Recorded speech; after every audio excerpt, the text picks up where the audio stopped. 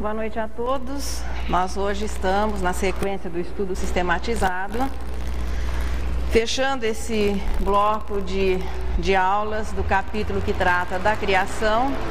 Hoje a nossa aula número 7A, e trazendo hoje algumas considerações acerca do simbolismo do surgimento da espécie humana, e que até em muitas oportunidades nós temos escutado dizer que esse início foi com aquele primeiro casal, Adão e Eva. Vamos ver o que a doutrina espírita nos oferece a respeito do assunto, já que a compreensão das coisas, a nossa capacidade de observar e de compreender, ela é sempre relativa ao desenvolvimento intelectual e ao desenvolvimento moral. O progresso científico tem se realizado dessa maneira.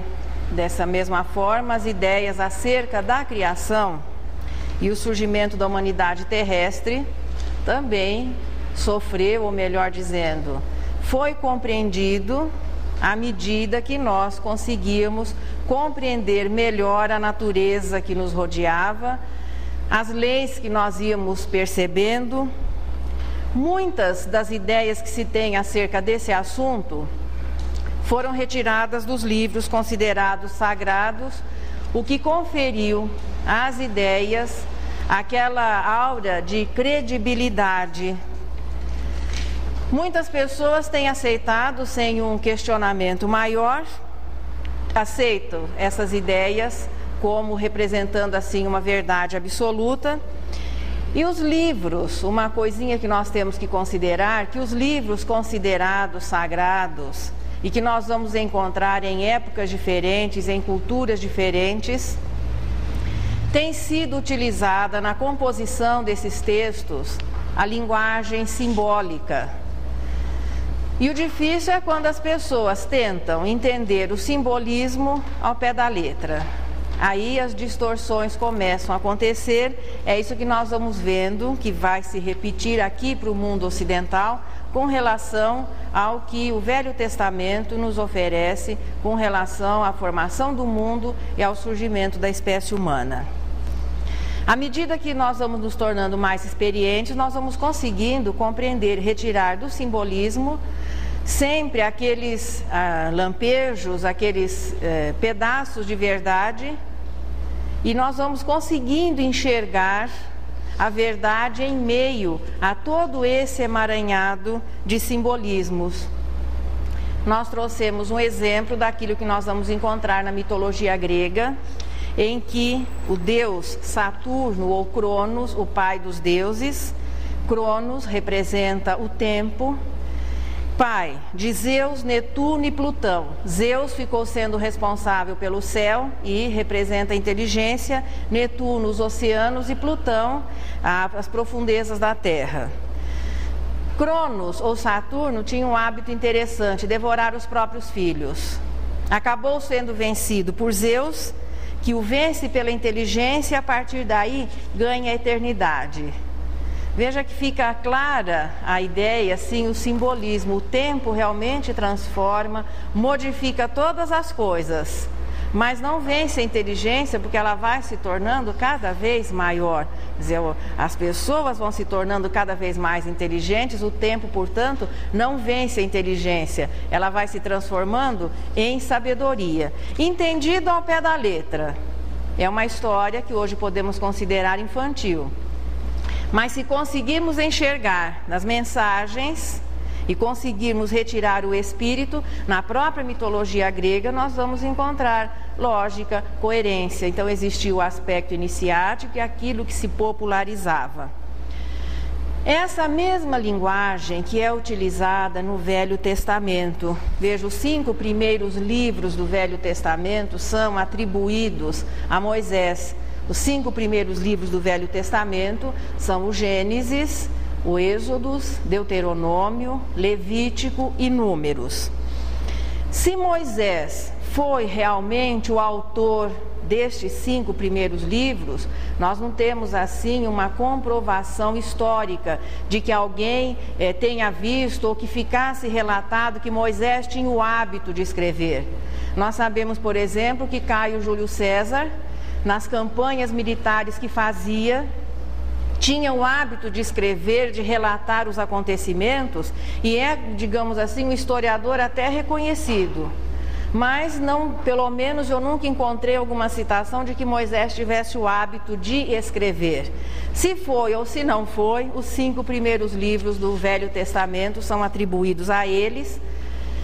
Se realmente é Moisés o seu autor, a Bíblia, portanto, não é o livro mais antigo da humanidade terrestre, porque Moisés viveu há mais ou menos 1.300 anos antes de Jesus. O que torna a Bíblia, muito pelo contrário, a mais recente versão de uma história ou de histórias, sim, que já faziam parte das tradições da humanidade.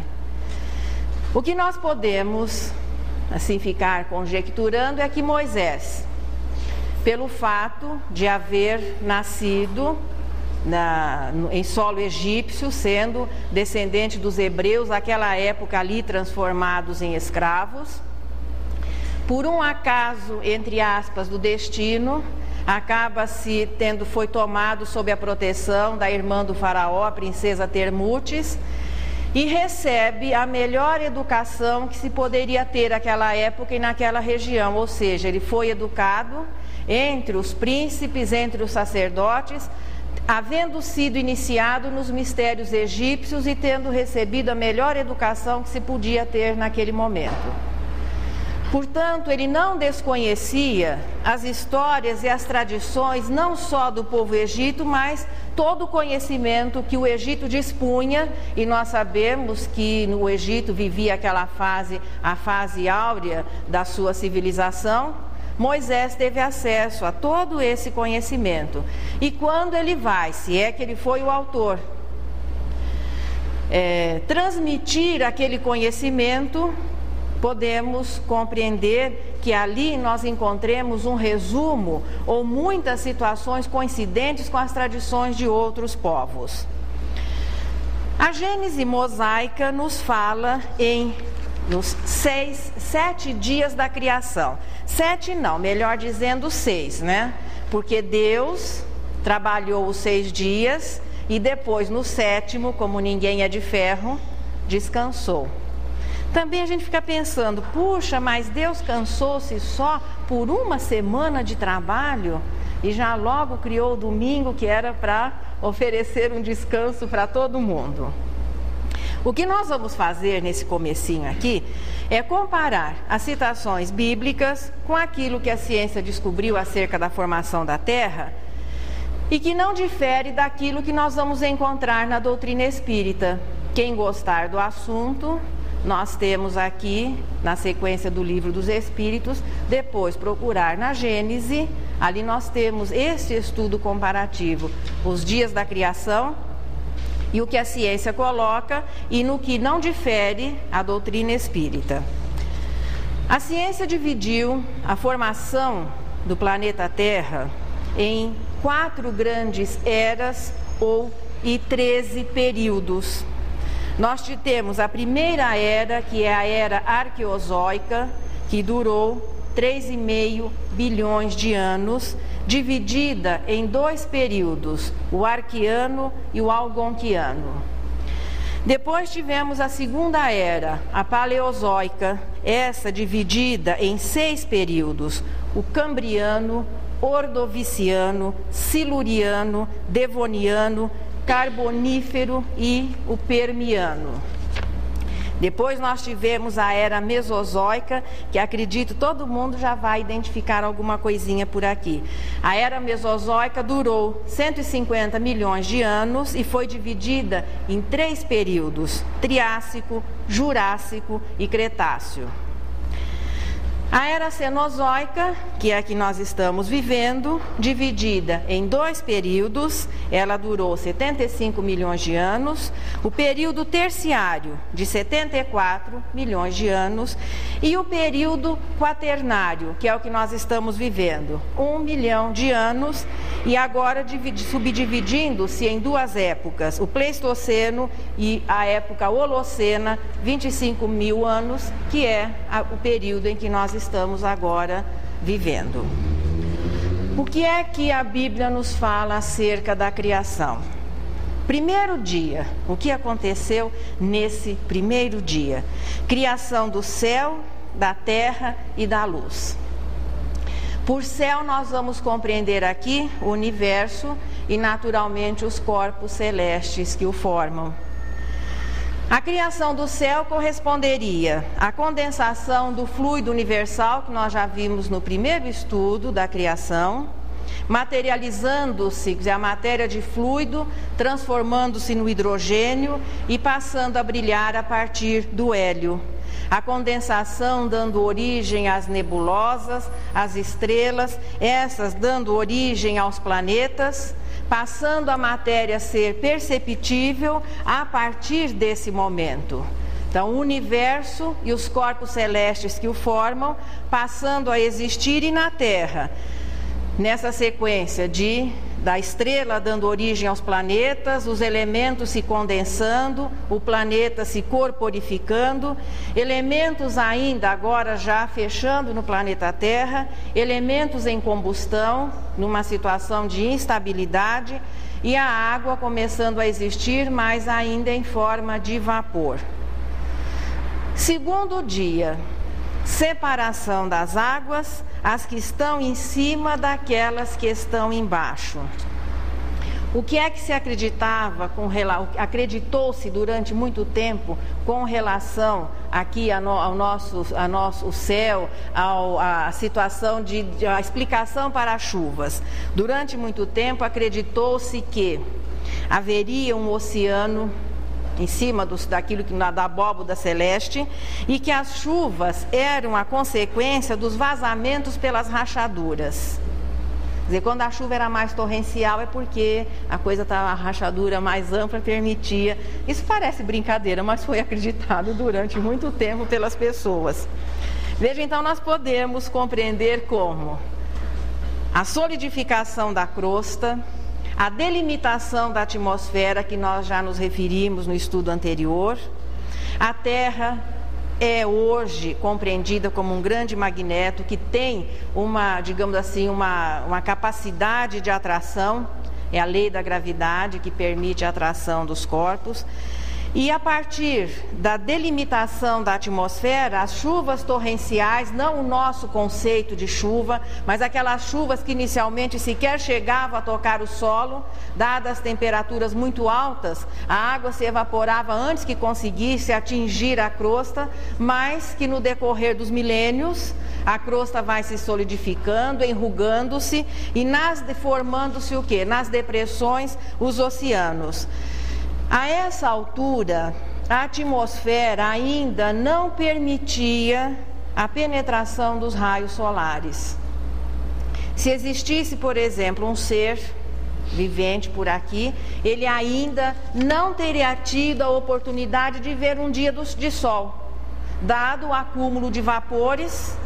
Então não se conseguia ainda vislumbrar a luz do sol ou ter uma atmosfera límpida. Terceiro dia, as águas que estão debaixo do firmamento reúnem-se, aparece o elemento árido, terras, mares e plantas. Continua, segundo a ciência e aquilo que nós vamos encontrar na Gênese, a solidificação da crosta, provocando aquele enrugamento que vai dando origem aos oceanos. Veja, as águas que escorrem dos terrenos já mais elevados vão provocando um processo de sedimentação. Então os oceanos vão recebendo, veja, materiais de origem terrestre. A temperatura no decorrer dos milênios vai se tornando mais amena. Chega um momento em que os oceanos eram assim, ninhos já favoráveis ao surgimento da continuidade da vida, um novo processo, uma nova fase se iniciaria. O que não faltava por aqui também era umidade, mais ou menos uma grande estufa.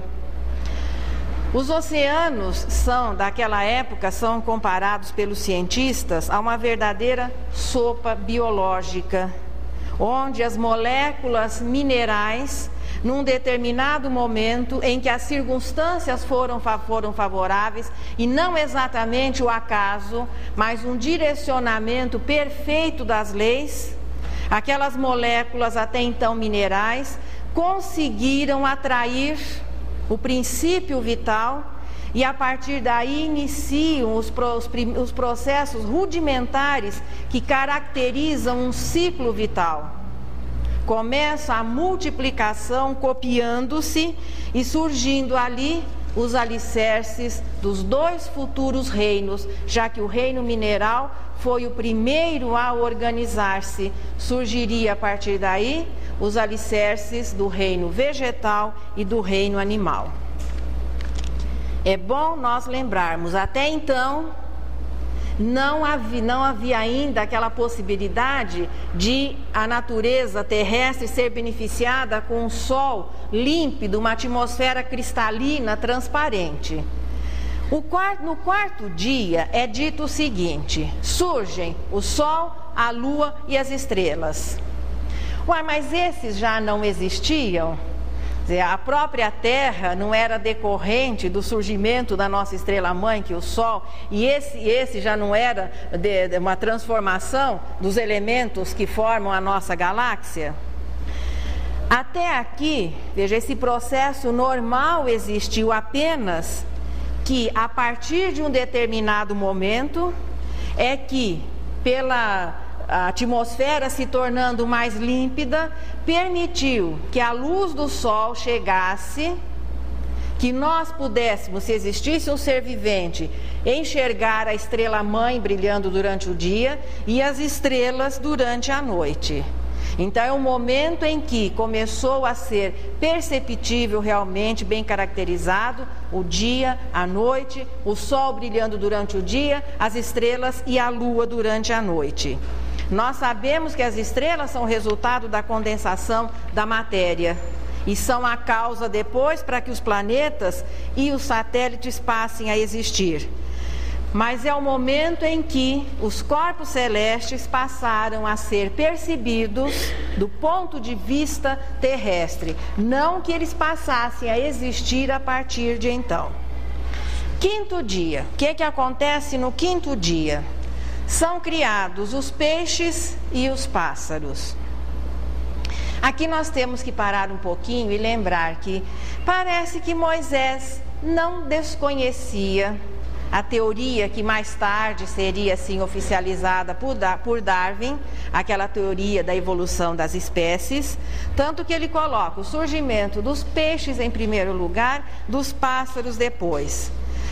A vida aquática passa a existir, veja, a vida teve o seu princípio nas águas tépidas daqueles oceanos primitivos. As primeiras expressões, os zoófitos, os pólipos, os crustáceos, depois os peixes, começando já o ensaio da coluna vertebral dos futuros mamíferos, vem depois os anfíbios, os sentidos começando a ser desenvolvidos. Veja, cada corpinho é uma classe fixa de aprendizado, os sentidos começando a ser desenvolvidos, dos anfíbios surgiriam os répteis, destes as aves. No sexto dia é que surgem os animais terrestres e o homem, descendendo dos mamíferos. Até aqui, as leis que presidem, veja, as leis que presidem a matéria eram soberanas com relação ao desenvolvimento intelectual do princípio inteligente, porque a criação, sob o enfoque espírita, não considera apenas o processo evolutivo da sucessão das espécies, mas, a par dessa sequência, o desenvolvimento intelectual do princípio inteligente que um dia será o espírito e que vai encarnar na espécie humana, que é o resultado dessa transformação.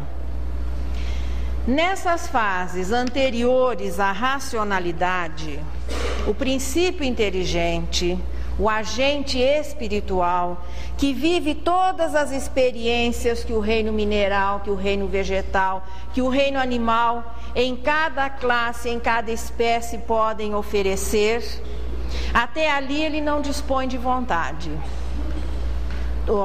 Os animais que ainda convivem conosco, ali existe um princípio espiritual, nós podemos chamar até de alma, não se coloca assim oficialmente para não estabelecer uma confusão, mas existe uma alma no cão, na vaca, no gato, em todos esses seres que convivem conosco. Só que ali eles são limitados pela natureza do corpo a que estiverem ligados. Não existe o processo, veja, de lei de causa e efeito. A onça que caça o coelho não é uma criminosa. Ela está simplesmente procurando a sua sobrevivência. Não existe a crueldade nos reinos mais simples da natureza, não existe o interesse pessoal, existe apenas uma necessidade de manter-se vivo. Então aquele indivíduo tem que ser o melhor, tem que manter-se vivo o maior espaço de tempo que ele conseguir, tem que cumprir o seu papel nessa cadeia, ou seja, reproduzir-se, deixar uma descendência saudável se for possível, para que a sua espécie possa continuar. Até ali não existe a vontade. Nas espécies mais próximas do homem, da espécie humana, nós já começamos a sentir aquilo que poderemos assim compreender como um princípio, um ameaço do que um dia vai ser a vontade.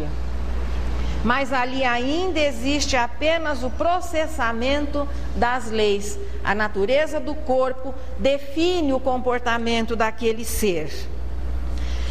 A partir da humanização, vamos conviver os atos instintivos com a inteligência e iniciar o aprendizado moral. No momento em que o princípio inteligente, pela ginástica mental, que ele realiza esse treinamento, em cada momento em que ele está unido à matéria, ele começa a se tornar assim, a ter uma facilidade maior em estruturar o seu pensamento. Veja, o princípio inteligente emite o seu pensamento de maneira descontínua.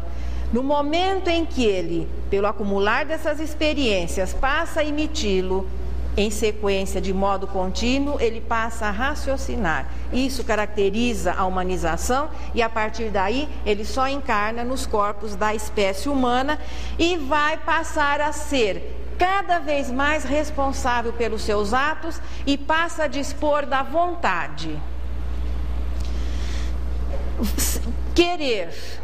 Ter vontade, ser responsável pelos seus atos é um privilégio do espírito, é um privilégio da espécie humana e a partir daí ele começa o seu desenvolvimento moral. É por isso que o homem surgindo no 6º dia e passando a ser responsável pelos seus atos, coisa que até então não acontecia, segundo aquela visão bíblica. Até ali não existia a espécie humana. O homem surgiria no final desse 6º dia, passando a dispor de vontade e ser responsável pelos atos. Deus podia, portanto, descansar.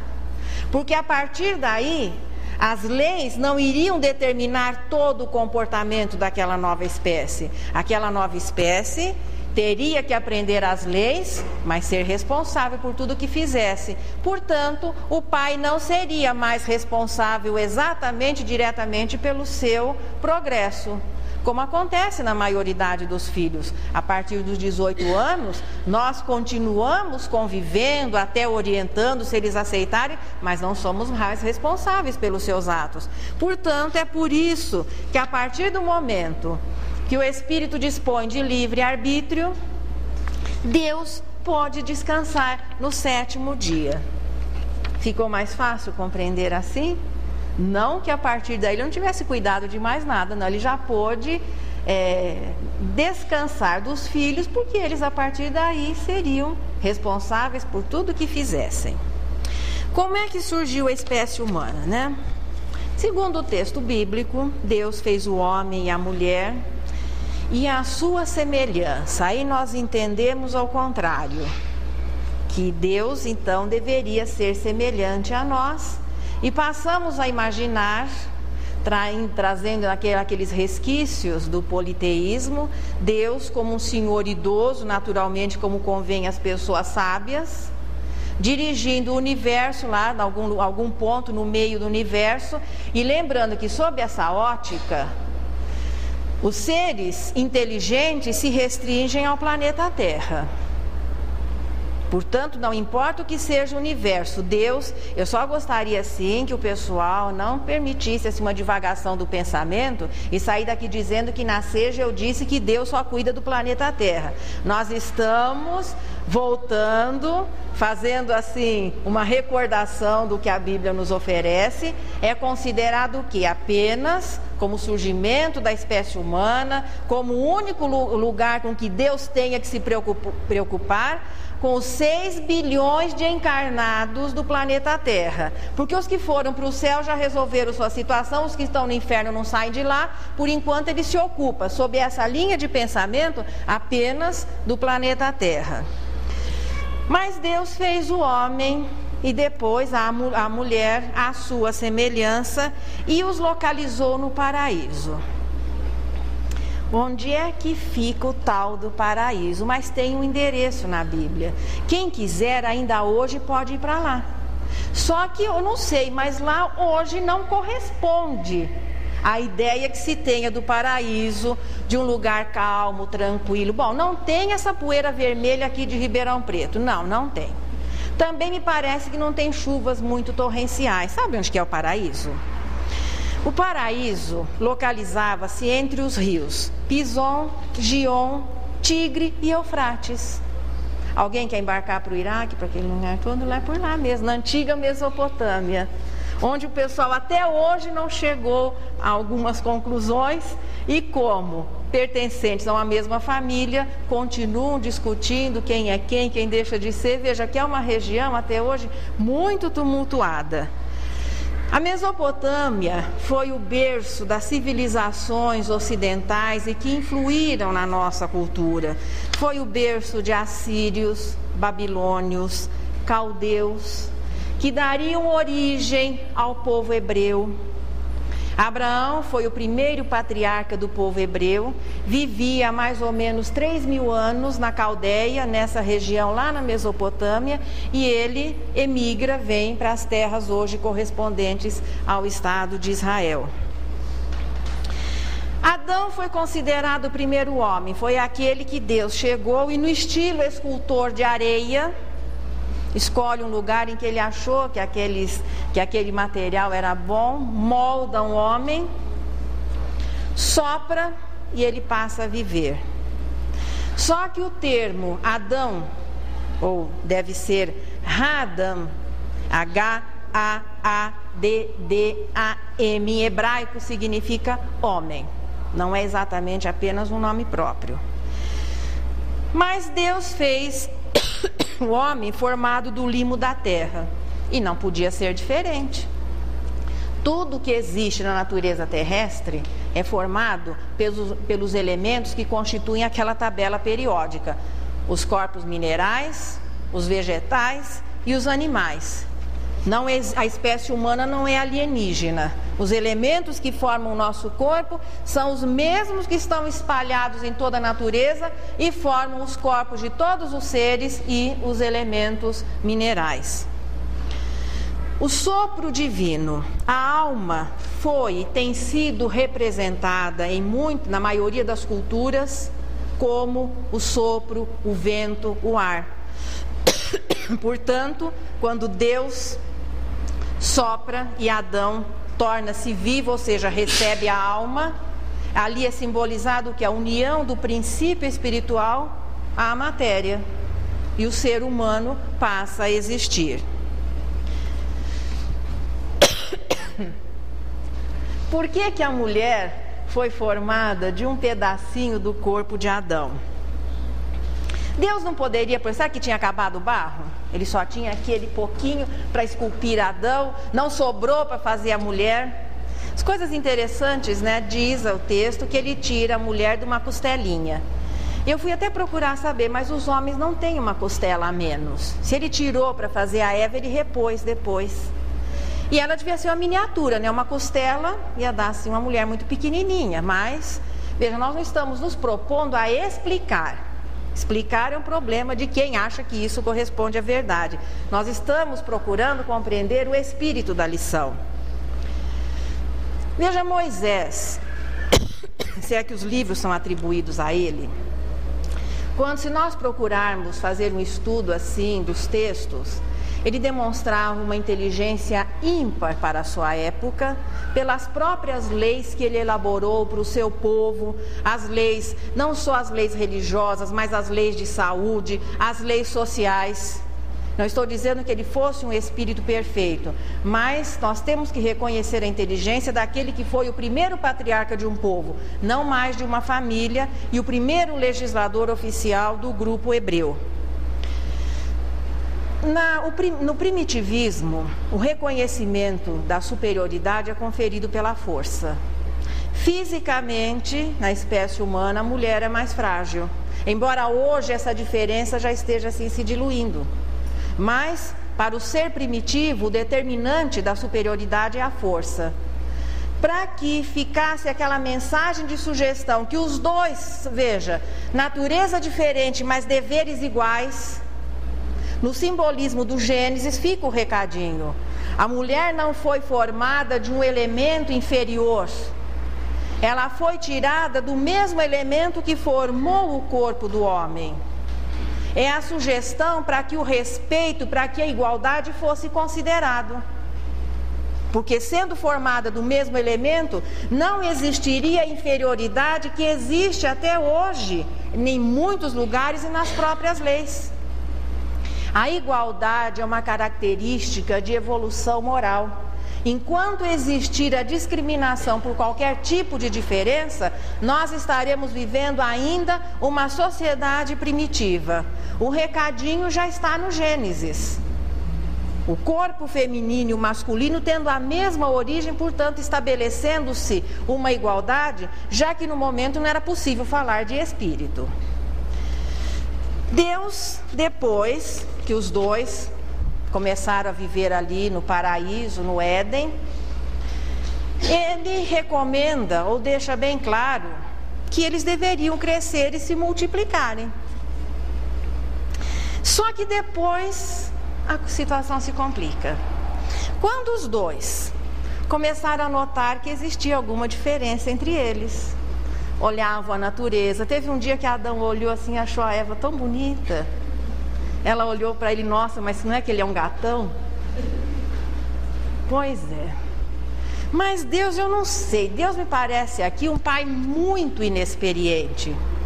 Os dois estavam só paquerando. Não havia, se nós seguirmos o texto bíblico, não havia acontecido nada, ainda aquele nada assim que o pessoal, né, já entende o que é. Não havia acontecido nada. Mas Deus chega lá, sentiu que um clima diferente estava acontecendo entre os dois e tem uma atitude medieval. Ele não mandou Eva para o convento, como se fazia na Idade Média, porque não tinha convento ainda. Expulsa os dois de casa, ou seja, do paraíso. Aí, o que eles fizeram? Segundo o texto, aí eles coabitaram, que é o termo bíblico da versão moderna do ficar. Aí eles ficaram. E começaram a família. Eles não haviam ficado antes. Também eu acho que a inexperiência de Deus é porque ele estava sendo pai a primeira vez, né? Problemas de jovem, de adolescente. Ele não tinha ainda tido uma experiência anterior. Então ele ficou aborrecido, irado, preocupado antes do tempo. Expulsos do paraíso, eles vão começar, claro, a família, já pensando, Adão tendo que trabalhar. Mas antes disso, Deus determina uma série de castigos. Veja que Kardec, na Gênese, é que coloca tece essas considerações. É claro que eu estou apresentando de uma maneira mais descontraída, mas o espírito está todinho aqui. Ele chega e já vai distribuindo os castigos. Dizem que a corda arrebenta sempre do lado mais fraco, né? Quem é que foi punida em primeiro lugar? A serpente. Porque foi a serpente que induziu Eva a fazer o Adão comer a tal da maçã. Só que o termo maçã não existe. Peri significa fruto e não exatamente maçã. Maçã por conta dos tradutores, traditor e outras coisas mais. Quando Deus chega, fica muito aborrecido e vai punir o pessoal todo ali. Ele condena a serpente a arrastar-se. Essa frase é de Kardec, porque ela tinha pernas antes. Eu só transcrevi. Porque ela não se arrastava, os répteis não se arrastam, tudo. Bem, nós estamos tentando explicar. Para a mulher, claro, ele não puniu Adão primeiro, puniu a serpente, depois a mulher. Aflições na gravidez, ela não sabia o que era isso. Porque o que era? Eles eram os primeiros, não haviam ficado. Qual o sentido para puni-la dessa maneira? Parto doloroso, porque antes não era? São considerações que vão sendo feitas. E sujeição ao marido, porque antes era diferente. Quer dizer, nada do que foi considerado castigo aqui, eles teriam critérios para saber se estavam sendo castigados ou não, porque eles eram os primeiros. Depois sim, aí chega a vez de Adão. Veja que a pena para o Adão foi bem mais leve. Bem mais... Só condenado a trabalhar para o sustento. Porque até então ele não colhia as frutas quando tinha fome. Ainda não se plantava, mas ele era só chegar nas árvores, beber a água do rio. Eles viviam no paraíso com tudo à sua disposição. Porque antes ele não colhia as frutas, nada, então ele já estava trabalhando para o seu sustento, sem saber. Só que aí o pai oficializa que a partir daí ele tinha que trabalhar para sustentar-se, alimentar-se com ervas. Ele só comia carne até então, tudo bem. E mais, comer o pão, mas com o suor do rosto. É por isso que pãozinho é salgado, viu, gente? O pessoal começou a pôr salzinho no pão porque o suor do rosto salgava a massa.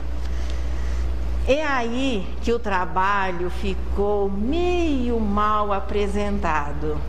Porque se eles não tivessem desobedecido, nós não precisaríamos até hoje trabalhar.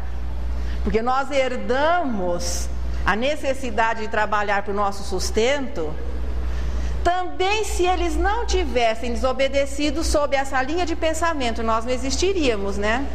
Eles iam ficar por toda a eternidade, só aquele amor platônico, passeando no jardim do Éden. Não existia a humanidade. Eu fico pensando, Deus queria ou não queria a humanidade? Ele havia feito o jardim, a terra, para quê? Portanto, nós dependeríamos de uma desobediência desse casal inicial para que a humanidade passasse a existir. Também, veja, o trabalho nessa linha de raciocínio fica sendo um castigo. E não o trabalho em função do progresso como ele é apresentado nas leis morais. Também ele os ameaça com a morte. Está aí outra punição que eles não tinham critério para avaliar. Quem é que havia morrido da espécie humana até então? Só existiam os dois, jovens e saudáveis. Não tinham noção do que fosse a morte. Como é que Deus então oferece uma punição como castigo de uma coisa que eles não sabiam o que era? Depois, claro, de todo esse tendel, de toda essa confusão que o pai armou, eles naturalmente tiveram que tomar uma atitude, expulsos do paraíso, resolvendo começar a família. Tiveram 2 filhos, Caim e Abel. Dá para notar que nós somos descendentes do pior lado da família, né? Porque acabou Caim indispondo-se com Abel, ele assassina o seu irmão, e continuamos no terreno das incoerências. Eles estavam no paraíso, só existiam as plantas, os bichos e eles. Deus os expulsa. Eles têm 2 filhos. Um irmão mata o outro. Ficaram 3 pessoas vivendo, agora não mais no paraíso, né? Caim foge para as terras de Nod. Por que que ele fugiu? Fugiu. E lá a situação piora. Casa-se e constrói uma cidade. Não sei, eu não estou me propondo a explicar. Só narrando. Esse com quem eu pergunto. Com quem? Não sei. Construiu uma cidade chamada Enóquia? Para quem? Não sei. E nós descendemos da pior parte da família. Ou seja, Caim, embora Adão depois tivesse continuado a sua família, tiveram mais filhos, mais filhas.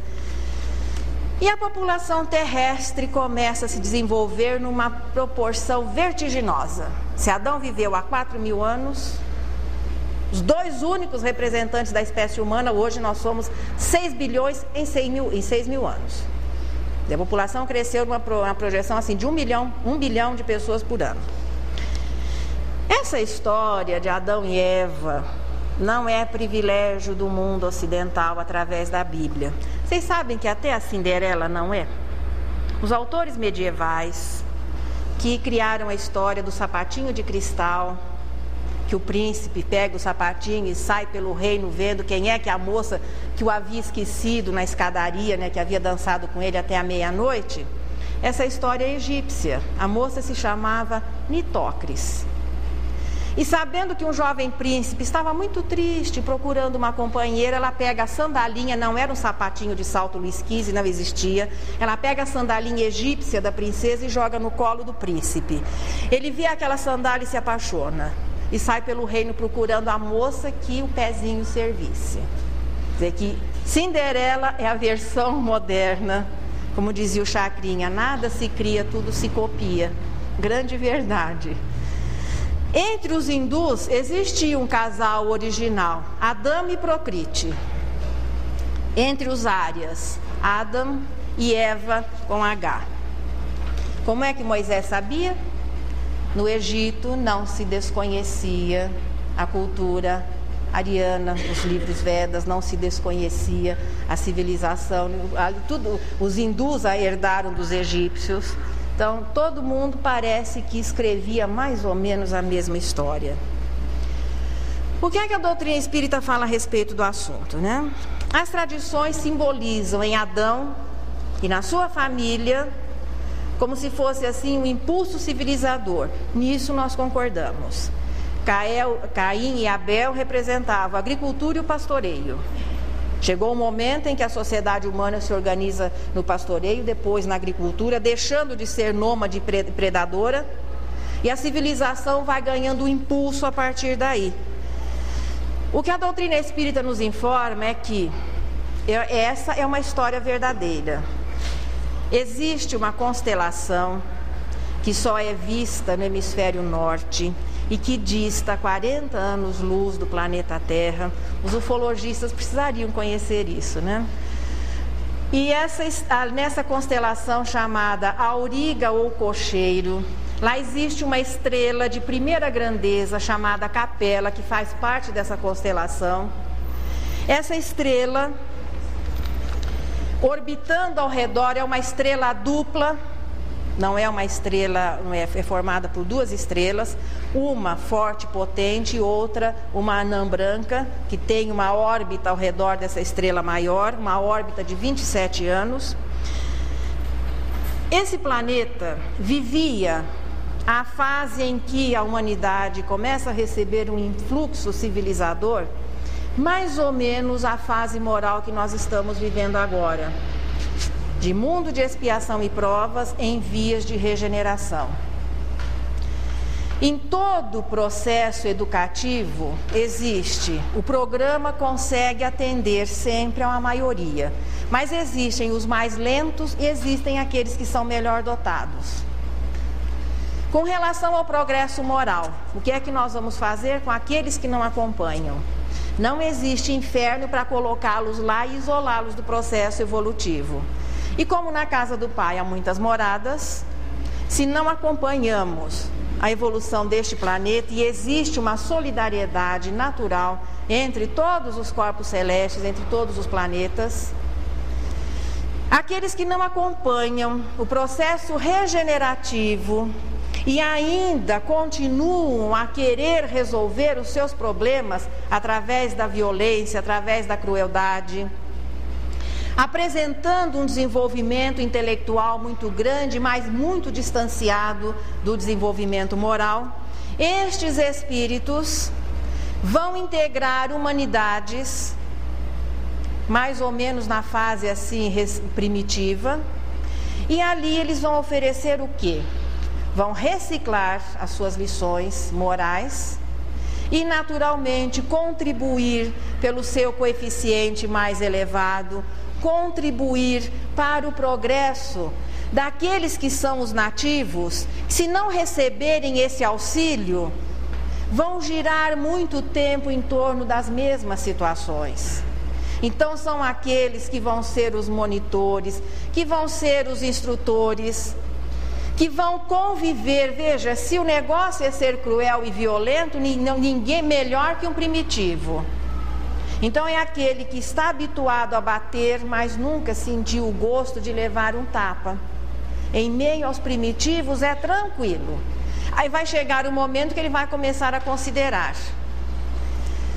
A Terra recebeu estes espíritos. Emmanuel, em A Caminho da Luz, dedica uma página belíssima ao momento em que estes espíritos deixam o seu planeta, a sua estrela, são recebidos por Jesus aqui no planeta Terra, integram em primeiro lugar a população espiritual e depois vão sucessivamente reencarnando.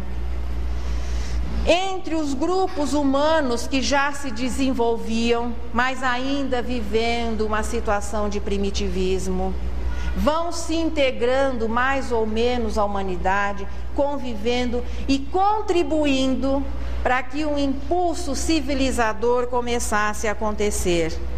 Eles são chamados de raça adâmica e que mais tarde, pela lei da afinidade, iriam agrupando e formando os grupos, as culturas, as civilizações no passado que influenciaram, que formaram a base da nossa cultura terrestre.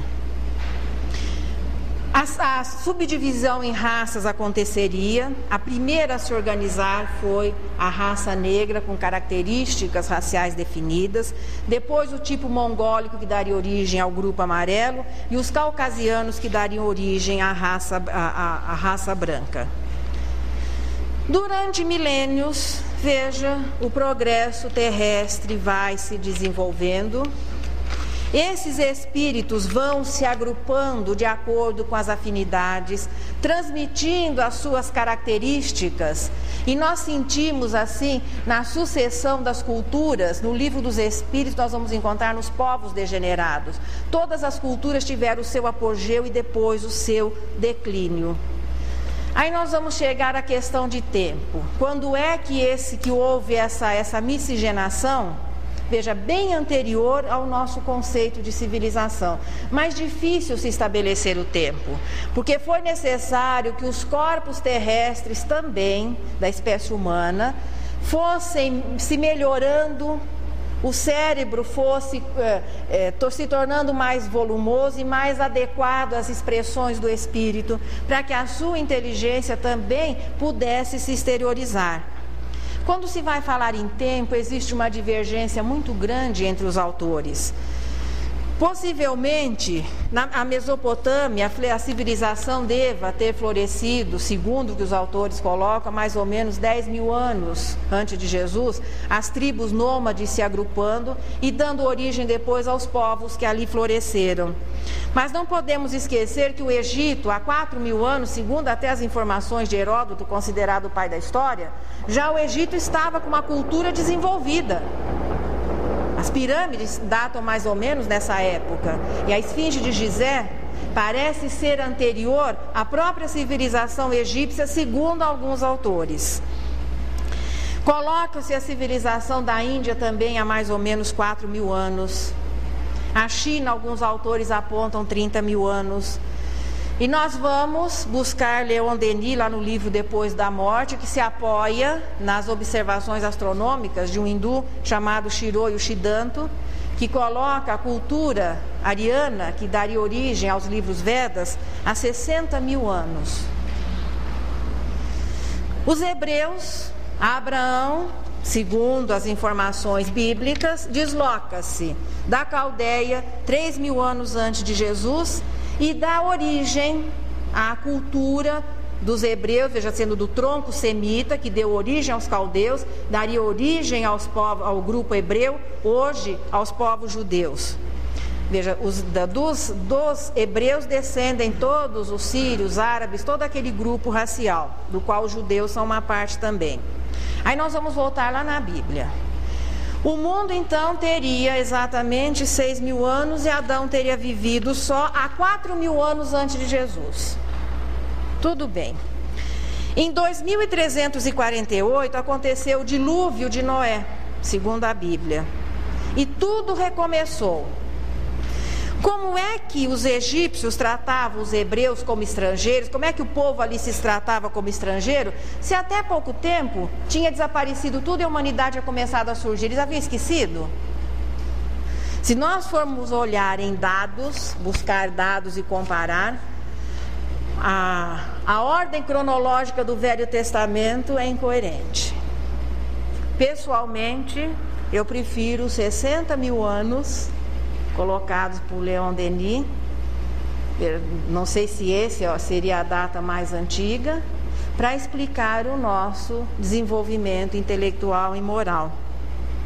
À luz da doutrina espírita, portanto, Adão não foi o primeiro e nem o único a povoar a Terra.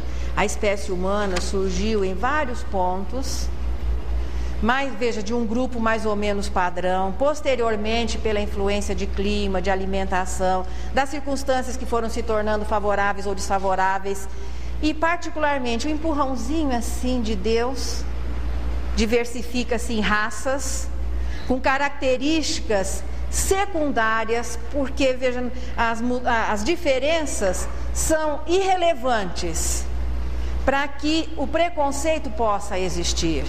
Mas é a lição que através dessas pequenas diferenças nós comecemos a viver a igualdade. Adão representa, portanto, um grupo de espíritos que vieram integrar a humanidade, porque não conseguiram acompanhar o desenvolvimento moral do seu planeta e foram se tornando, veja, houve uma incompatibilidade natural. Mas como filhos amados de Deus e sabendo que aqui nós precisávamos de monitores, vem integrar a espécie humana e continuam o seu desenvolvimento moral. Foram banidos para um planeta de homens primitivos a quem eles poderiam instruir. A Terra lhes oferecia todo o necessário para que ganhassem, claro, o seu sustento com o suor do seu rosto, porque vamos nos lembrar, se o progresso naquele planeta, naquela época, era semelhante ao nosso, já existiam recursos que permitiam facilidades maiores. E aqui eles viriam para plantar uma semente, cavar o solo com as mãos e botar a semente ali para que ela germinasse. Então, realmente, trabalhar, conseguir o sustento com o suor do rosto, viver o benefício da dor, os recursos de dor no aspecto físico, os recursos de medicina inexistentes, a própria reprodução da espécie humana ainda muito primitiva. Camille Flammarion diz em uma das suas obras que existem planetas onde o organismo feminino não é tão mais primitivo como que nós temos aqui no planeta Terra. Mas Jesus, envolvendo-os no seu amor, essa recordação desse passado não se faria presente na consciência do dia a dia, na memória do dia a dia, não. Mas era aquele sentimento interior de que eles estavam vivendo uma punição, havendo perdido um paraíso, onde tudo era mais fácil, onde tudo era tranquilo, e estavam aqui vivendo, chegou-se até metempsicose, em corpos muito de início, muito mais primitivos do que aqueles que eles tinham. E aquela saudade, a saudade pode ser um termo brasileiro, mas a saudade é um sentimento do ser humano. E aquela saudade latente, inexplicável, que fez com que todas as culturas do passado desejassem alcançar as estrelas. Até Ícaro, segundo a mitologia grega, fez asas de penas ligadas por cera na tentativa de sair do labirinto, mas de voar. Então aquela necessidade que o homem sempre demonstrou e que até hoje demonstra um encantamento ímpar, inexplicável, uma atração irresistível por alguma coisa que nós ainda não conhecemos. Como é que você vai ter saudade ou anseio por algo que não se conheça? A lembrança intuitiva de tudo isso materializou-se no simbolismo do paraíso perdido. Não posso afirmar que os deuses não eram astronautas, mas o que nós temos de seguro é que eles reencarnaram no planeta Terra, deixaram a sua estrela. Aí as civilizações começam a florescer, no grupo ariano destacando-se a religiosidade, que é o primeiro sentimento a ser desenvolvido, no grupo egípcio destacando-se a ciência, no grupo grego a filosofia e as artes, e agora depois se estendendo por toda a humanidade terrestre. E Emmanuel encerra esse capítulo muito bonito do A Caminho da Luz, onde ele consegue assim traduzir o sentimento daqueles espíritos que, se afastando da sua estrela, que sabiam que por milênios não veriam mais o seu brilho suave.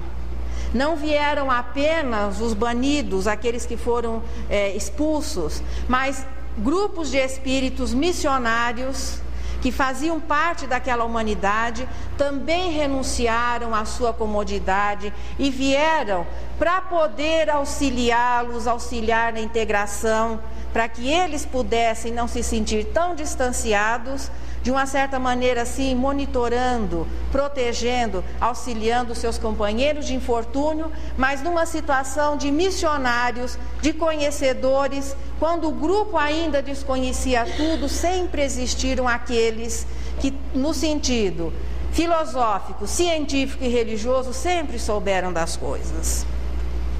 Muitos retornaram, diz Emmanuel, à medida que se recompuseram, conseguiram retornar. Outros permanecem. O que nós podemos dizer para os companheiros é o seguinte: a Terra vive esse mesmo processo agora. Ainda não terminei, Oswaldo, calma um pedacinho. A Terra vive esse mesmo processo agora.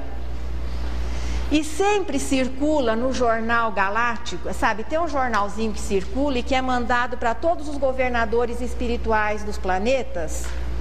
E tem saído muito o anúncio: procura-se casal disponível para dar início a um processo civilizador, ótimas condições de ambiente, com todos os direitos, lugar agradável, florestas verdejantes, com todo o auxílio. Esses planetas estão aí com inscrições abertas para quem quiser se candidatar a ser Adão e Eva e repetir a história. Quem não se sentir disposto é começar a considerar se o bem é realmente a lei maior ou se ainda nós vamos continuar insistindo nas nossas imperfeições. Procura-se, há sempre uma vaga para espíritos que queiram auxiliar dessa maneira o processo evolutivo de outros orbes. Mas existe também uma outra opção, aqueles que aceitam na situação de missionários. O cargo de Adão e Eva continua em aberto em muitos planetas primitivos. Na próxima semana, dando continuidade, agora é o princípio vital, né? É a nossa sequência de assunto, o princípio vital.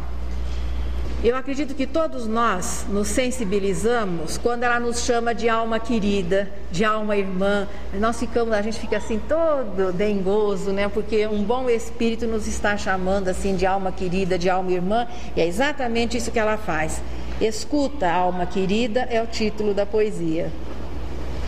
Escuta, alma querida. Se alguém te apedrejou o coração, Não plantes ódio na alma contundida, nem pranteis em vão.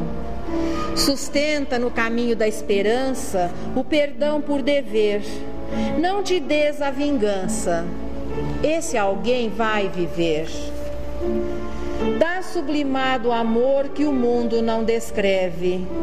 E se alguém te despreza com mentiras, não repliques de leve, nem lamentos profiras. Segue à frente, na paz em que te escondas, abraçando a humildade por prazer. Por maior seja o insulto, não respondas, esse alguém vai viver. Seja onde for, se alguém te suplicia sob golpes brutais, não reclames, não percas a alegria, nem te azedes jamais. Acende a fé no peito sofredor e procure esquecer. Infeliz de quem ri na capa do agressor, esse alguém vai viver. Escuta, alma querida, quem ofende ou se põe a revidar, atira fogo e lama à própria vida, compra fel e pesar. Cultiva a compaixão serena e boa, envolve todo o mal em bem-querer. Ai daquele que fere, que atraiçoa, esse alguém vai viver.